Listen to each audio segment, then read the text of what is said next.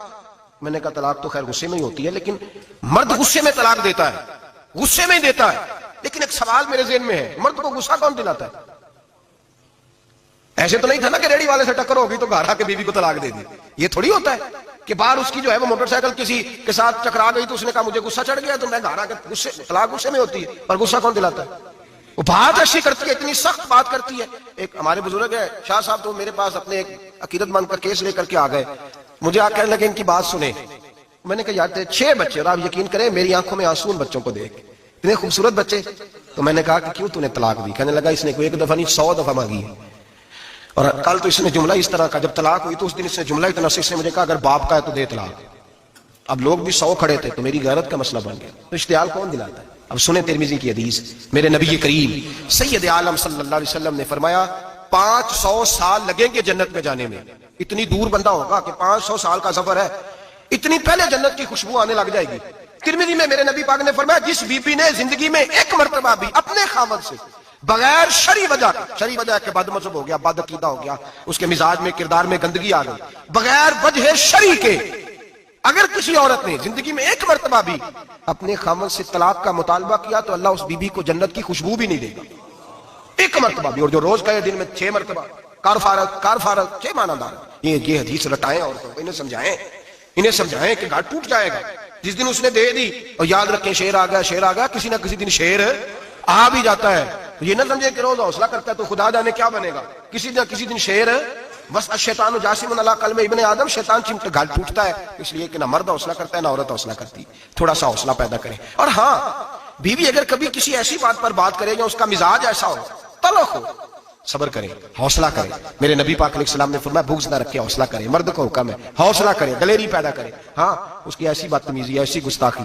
جو حقوق و فرائض کے معاملے ہو، ماں باپ کے حق میں ہو، کوئی ایسے مسائل ہو مقدس لوگوں کے حق میں ہو، تو پھر اس کو، وہ تو ایک صحابی کی بیوی نے حضور علیہ السلام کے بارے میں نازیبا کلمات کہے تھے تو انہیں قتل ہی کر دیا، تو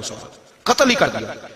وہ معاملہ اور ہے۔ لیکن اگر اس کے مزاج میں تیزی ہے، اس کی طبیعت اس طرح کی ہے تو پھر مرد برداشت کرے۔ امیر المومنین سیدنا فاروق اعظم صحابہ میں سب سے زیادہ تگڑا اور رسول پسند آدمی، غصے کے لحاظ سے سب سے تگڑے ہیں، جلدی غصہ آتا ہے۔ ایک شخص کہتا ہے میری بھارے تگڑے قبیلے میں شادی ہو گئی، بیوی میری بڑی سخت تھی، اس کے لب و لہجے میں بڑی سختی تھی،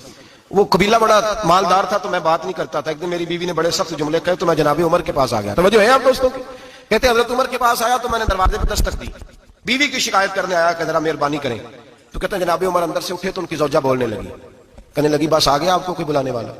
ابھی 5 منٹ نہیں ہوئے تھے آپ کو آئے، سارا دن آپ مسجد میں رہتے ہیں، ساری رات آپ چہرے پہ نقاب ڈال کے گلیوں میں گھومتے ہیں، اتنی ڈیوٹی آپ کرتے ہیں، گھر یہ میرا اکیلی کا ہے، بچے میری تنہا کے، آپ کو کچھ خیال ہونا چاہیے، کچھ توجہ کریں۔ وہ شخص کہتے ہیں وہ بی بی بولتی رہی اور جناب عمر ہنستے رہے، اور ان کی مسکراہٹ بھی میں سن رہا تھا۔ جب آپ بہت زیادہ مسکرائے نا تو وہ بھی مسکرانے لگی، زوجہ بھی مسکرانے لگی اور کہنے لگی اب کیا کہتے ہو؟ تو جناب عمر کہنے لگے کیا یہ رہا ہوں کہ اگر تیری بات ختم ہو گئی ہے تو میں جاؤں،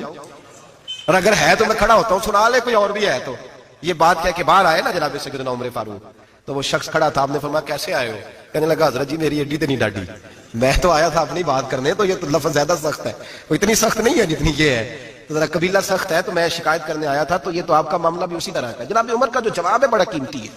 آپ نے فرمایا میری بیوی میری ہر طرح کی خدمت کرتی ہے۔ لفظوں کا اصل دیکھیں، ایسے نہیں کہ بیوی کوئی کام بھی نہ کرے اور مفت کی چڑھائی کرے، وہ بھی درست نہیں ہے۔ فرمایا میری بیوی میری ہر طرح کی خدمت کرتی ہے، میں گھر نہیں ہوتا تو میرے بستر کو پاک رکھتی ہے، کسی کی ضرورت نہیں میرے بستر کو دیکھ بھی جائے، میرے بچوں کو جب میں بستر پہ بلاتا ہوں آتی ہے، میرے بچوں کا خیال رکھتی ہے، میں باہر ہی رہتا ہوں گھر کے، لیکن گھر کی ذمہ داریاں ساری اس نے اپنے کندھوں پہ لے لی ہیں۔ فرمایا میرے مزاج میں جلال ہے، میں روز اونچا بولتا ہوں تو سنتی ہے، میری بیوی ہے نا، میں اس کا لباس ہوں وہ میرا لباس ہے، کبھی کبھی وہ اونچا بولتی ہے تو میں بھی سن لیتا ہوں، بیوی جو میری ہے میری بیوی ہے نا۔ ایک جملہ میرے اعلیٰ حضرت کا ہے اور اعلیٰ جملہ ہے، اگر آپ کو سمجھ میں آ گیا تو ٹھیک، ورنہ وضاحت ہو نہیں سکتی، جگہ ایسی ہے کہ وضاحت نہیں ہو سکتی۔ اعلیٰ حضرت فرماتے ہیں جب میاں بیوی ہوتے ہیں اس رشتے میں کوئی ان کے پاس